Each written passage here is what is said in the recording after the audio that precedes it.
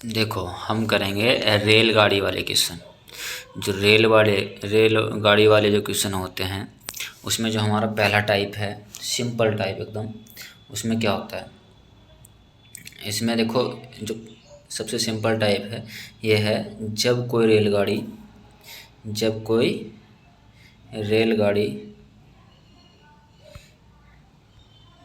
किसी खड़े व्यक्ति किसी खड़े व्यक्ति पेड़ या खंभे को पार करे।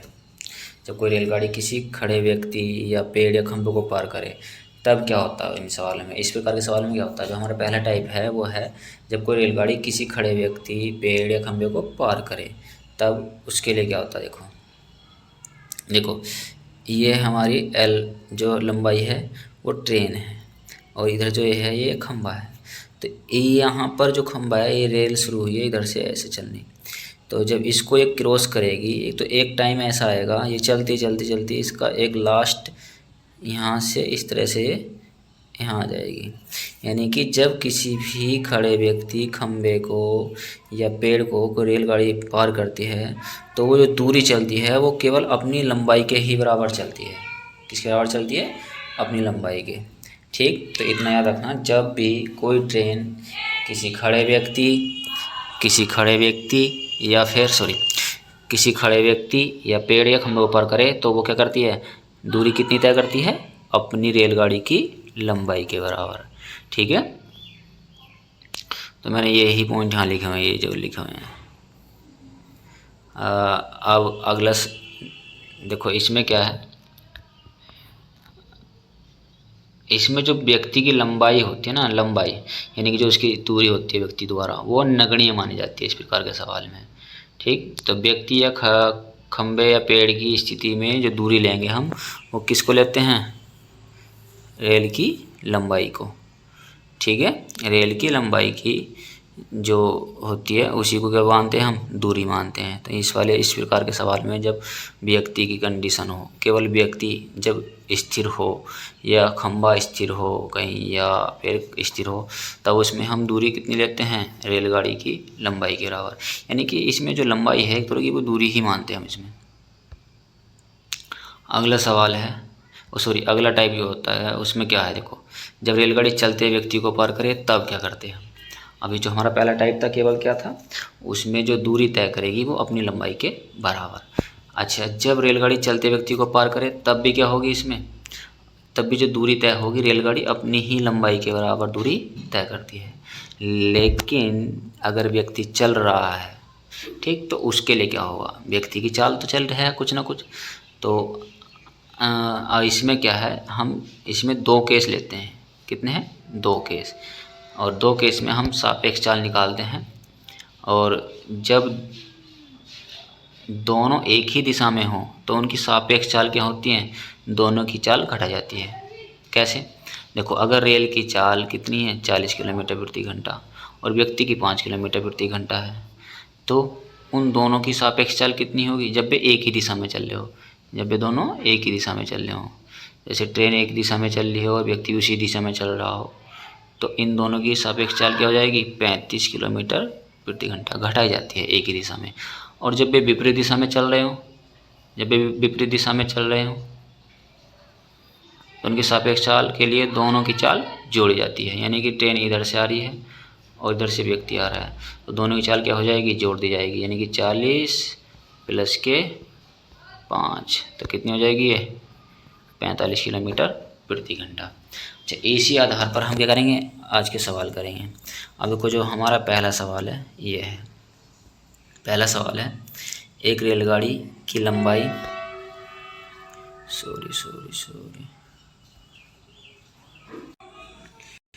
देखो इसमें एक बात ध्यान में रखनी है, हम जो है फॉर्मूला वही यूज करते हैं जो चाल, दूरी और समय में यूज करते हैं। जैसे अगर मैं कहूँ चाल, अगर हमें चाल निकालनी है तो चाल के लिए फॉर्मूला क्या होता है? चाल बराबर दूरी बटे समय, यही रखना होता है हमें। ठीक है, बस इसमें जो दूरी है वो दूरी डिपेंड करेगी के खड़े व्यक्ति को पार कर रही है, या किसी पुल को पार कर रही है, या किसी ट्रेन को, कोई ट्रेन पार कर रही है।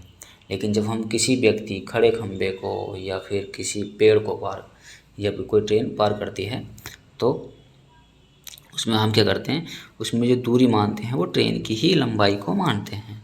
बस इतना ध्यान रखना है। हम सूत्र यही यूज करेंगे, जब हमें चाल की समय की ज़रूरत पड़ेगी तो समय का सूत्र रखेंगे, और जब हम चाल की ज़रूरत पड़ेगी तो हम चाल का सूत्र रखेंगे, और जब हमें किसकी, दूरी की ज़रूरत पड़ेगी तो हम दूरी का भी सूत्र रख सकते हैं। लेकिन फ़िलहाल हमें ये इन्हीं 3 राशियों पर डिपेंड रहना है इस सवाल में। ठीक है, तो अब देखो, एक रेलगाड़ी की लंबाई 150 मीटर है। कितनी है लंबाई? L, यानी कि दूरी 150 मीटर है, और उसकी चाल, स्पीड कितनी है? 54 किलोमीटर प्रति घंटा। 54 किलोमीटर प्रति घंटा है। वह रेल पटरी के किनारे खड़े व्यक्ति को पार करने में कितना समय लेगी? अब देखो, यहाँ पर दे रखा है मीटर, और यहाँ पर देखा किलोमीटर। तो हम क्या करेंगे, इस किलोमीटर प्रति घंटा को मीटर प्रति सेकंड में बदल लेंगे। अब देखो, इसमें बताना क्या, हमें खड़े व्यक्ति को कितने समय में वो पार कर लेगी, हमें समय बताना है। तो समय का सूत्र क्या है? समय इक्वल टू हो जाएगा हमारा दूरी बटे चाल, और दूरी कितनी यहाँ पर 150 मीटर। ठीक है, और कितने स्पीड से? 54 किलोमीटर प्रति घंटा। अगर ये मीटर में है तो ये भी मीटर में, मीटर प्रति सेकंड होना चाहिए। तो इसको क्या करें, कैसे करेंगे हम? 5/18 से मल्टीप्लाई कर देंगे, तो 18 18 तिया 54, और ये कितना हो जाएगा? 3 पंजे 15, इन दोनों को गुणा करेंगे 15, और 15 ढाई 150, तो कितना आ जाएगा? 10 सेकेंड आ जाएगा इसका आंसर। ठीक है, तो इसका आंसर क्या हो जाएगा? 10 सेकेंड इसका आंसर आ जाएगा। ठीक, ये इसी प्रकार करने हैं हमें। अब देखो अगला सवाल। अगला सवाल है, एक रेलगाड़ी 36 किलोमीटर प्रति घंटा गति से चलकर एक खंभे को 25 सेकंड में पार करती है। तो उस रेलगाड़ी की लंबाई कितनी होगी? लंबाई मतलब वो दूरी पूछना चाह रहा है। तो अब देखो, यहाँ पर दूरी बराबर क्या होता है हमारे पास? दूरी यानी कि हमें लंबाई बताना है। एक प्रकार की जो दूरी होती है वो लंबाई होती है। तो हमें ट्रेन की लंबाई L मान ली है, और L एक तरह की क्या है यहाँ पर? दूरी, और दूरी बराबर क्या होता है? चाल गुणा समय। ठीक है, चाल गुणा समय। केवल क्या कर रही है वो? एक खंभे को पार कर रही है। तो जो दूरी तय होगी ट्रेन द्वारा, वो क्या करेगी? अपनी लंबाई के ही बराबर दूरी तय करेगी। तो हमने ट्रेन की लंबाई कितनी मान ली? L। तो L एक तरह की क्या है यहाँ पर? दूरी है, और दूरी ही बराबर क्या होता है हमारा? चाल गुणा समय। ठीक, और चाल कितनी है यहाँ पर? 36 गुणा, और टाइम कितना है? 25। अच्छा, ये 25 आएगा। लेकिन यहाँ पर देखो, ये जो 36 है हमारा, ये किलोमीटर प्रति घंटा में है, और टाइम यहाँ पर सेकंड में है। तो इसको कैसे गुणा करनी पड़ेगी हमको? 5/18 से 36 को। तो ये क्या में बदल जाएगी हमारी? मीटर प्रति सेकंड में। हमें याद रखना है कि जब हमें किलोमीटर प्रति घंटा को मीटर प्रति सेकंड में बदलना हो तो कैसे गुणा करेंगे हम? 5/18 से। और जब हमें मीटर प्रति सेकंड में बदलना हो तो कैसे गुणा करते हैं हम? 18/5 से। ठीक है, तो याद रखना इन दोनों को। तो मैं क्या कर रहा हूँ, किलोमीटर प्रति सेकंड को मीटर प्रति सेकंड में बदल रहा हूँ, तो 5/18 से गुणा करूँगा। तो 18 18 दूनी 36, तो कितना हो जाएगा? 5 दूनी 10, और 10 का 25 गुना 250, तो किस में आ जाएगा? 250 मीटर, ये इसका आंसर आ जाएगा। ठीक है, अब देखो अगला सवाल।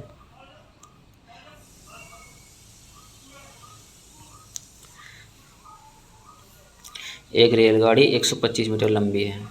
यदि यह रेलगाड़ी रेलवे लाइन के किनारे लगे किसी पेड़ को, देखो पेड़ की बात हो रही है, तो यहाँ पर दूरी कितनी लेंगे हम? उसकी लंबाई के बराबर, ट्रेन की लंबाई के बराबर 30 सेकंड में पार कर जाती है, तो रेलगाड़ी की चाल क्या होगी? अब क्या पूछ लिया? चाल। देखो वो क्या कर सकता है, चाल देकर और समय देकर उसकी लंबाई पूछ सकता है ट्रेन की, या फिर समय और चाल देकर उसकी लंबाई पूछ सकता है। यानी कि इन 3 राशियों में से चाल, स्पीड, टाइम और दूरी रिलेटिव किससे रहेगी यहाँ पर? लंबाई से। तो यहाँ पर या तो वो टाइम पूछ सकता है, या स्पीड पूछ सकता है, या उसकी ट्रेन की लंबाई पूछ सकता है। ठीक है, तो इसमें देखो क्या है, इसमें दे रखा हमको ट्रेन की लंबाई दे रखी है 125 मीटर और टाइम दे रखा है 30 सेकेंड। तो रेलगाड़ी की चाल बतानी है हमें।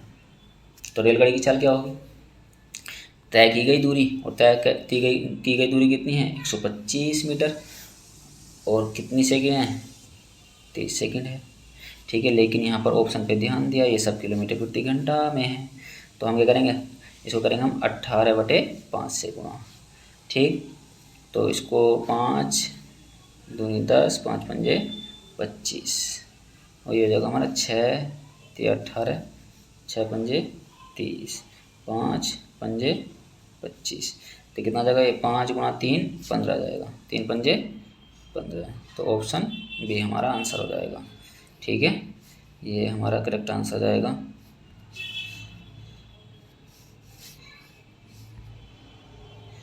अब अगला सवाल है हमारा कि 100 मीटर प्रति सेकंड, ओ हो तो भाई ज़्यादा इसकी 100 मीटर लंबी एक रेलगाड़ी विपरीत दिशा में 5 किलोमीटर प्रति घंटा की गति से चलने वाले एक व्यक्ति को 7.5 सेकंड में पार कर लेती है। दोनों, देखो यहाँ पर ये लैंग्वेज थोड़ी एक्स्ट्रा टाइप हो गई है, तो उससे हमें बताना है 7.5 सेकंड में पार कर लेती है। कोई 100 मीटर लंबी रेलगाड़ी है और विपरीत दिशा में कौन जा रहा है? एक व्यक्ति जा रहा है। कितनी स्पीड से? 5 किलोमीटर प्रति घंटा। ट्रेन इधर से जा रही है और व्यक्ति इधर से जा रहा है। ठीक है, ये 100 मीटर लंबी है और व्यक्ति की चाल कितनी है? 5 किलोमीटर प्रति घंटा है। और कितने टाइम में इसको पार कर ले रही है ट्रेन? 7.5 सेकंड में। तो उससे रेलगाड़ी की गति क्या है ये बतानी है हमें। उस रेलगाड़ी की गति क्या है ये बताना है। अब देखो, अभी हमने एक कंडीशन पढ़ी थी कि अगर व्यक्ति एक ही दिशा में जाए, व्यक्ति और ट्रेन एक ही दिशा में जाए, तब उनकी सापेक्ष चाल क्या होगी? तब तो सापेक्ष चाल एक दिशा में होगी तो घटती है, और जब दोनों विपरीत दिशा में जाए तो चाल क्या होती है? उनकी जुड़ जाती है, सापेक्ष चाल। तो सापेक्ष चाल हमारी कितनी हो जाएगी इसमें? देखो, हमने क्या माना, ट्रेन की स्पीड मान ली हमने x किलोमीटर प्रति घंटा। ठीक है, लेकिन व्यक्ति की कितनी है? 5 किलोमीटर प्रति घंटा। दोनों की सापेक्ष चाल कितनी आ गई हमारी? x + के 5 किलोमीटर प्रति घंटा। और चाल का फॉर्मूला क्या होता है? दूरी बटे समय। और दूरी यहाँ पर कितनी है? 100, और समय कितना है? 7.5 सेकेंड। अब यहाँ पर देखो, ये तो किलोमीटर प्रति घंटा में ये वाला पक्ष, और ये किसमें हो गया हमारा? मीटर प्रति सेकंड में। तो मैं क्या करूँ, देखो यहाँ पर सब किलोमीटर प्रति घंटा में दे रखा है, तो इस वाले पक्ष को मैं मीटर प्रति सेकंड ना करके किलोमीटर प्रति घंटा में बदल रहा हूँ। कैसे गुणा करके? 18/5 से। ठीक है, ये पॉइंट हटाएंगे, ऊपर क्या बढ़ा लेंगे? एक 0 बढ़ा लेंगे, तो कितना हो जाएगा ये? 25 या 75, 25 चौका 100। ठीक, और 25 0 0, 5 8 40, और ये हो जाएगा 3 6 18, और ये 6 8 48। अच्छा, ये आ जाएगा हमारा x + 5 = 48, और ये x इधर आके हमारा 5 इधर आके माइनस का हो जाएगा, तो 48 में 5 जाएंगे तो कितना बचेगा?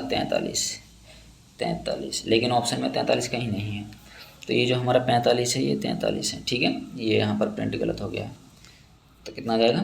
43 किलोमीटर प्रति घंटा ट्रेन की क्या आ जाएगी? गति आ जाएगी या चाल आ जाएगी। ठीक,